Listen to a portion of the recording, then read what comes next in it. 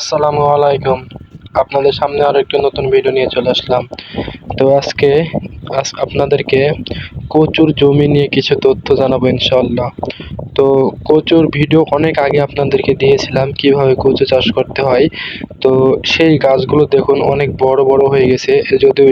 যদিও এটা আমাদের জমি নয়, অন্য একজনের জমি। তো দেখুন এদের জমিতে কিছুটা পানি জমে রয়েছে এবং পানি জমে থাকার জন্য গাছগুলো কেমন যেন হয়ে গেছে, একদম লালটে বা হলদেটে হয়ে গেছে।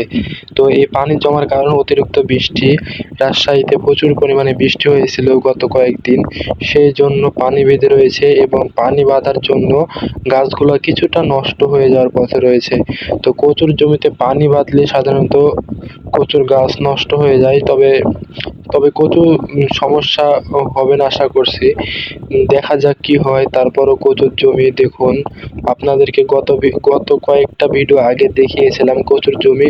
কচুর গাছগুলো কি সুন্দর ছিল, অনেক লম্বা লম্বা ছিল। এখন কচুর গাছগুলো দেখুন কিভাবে রয়েছে। কচুর পাতাগুলো হলদেটে হয়ে যাচ্ছে এবং গাছের শক্তি কমে যাচ্ছে। তো কারা কারা কচু চাষ করেন অবশ্যই জানাবেন, কমেন্ট করবেন।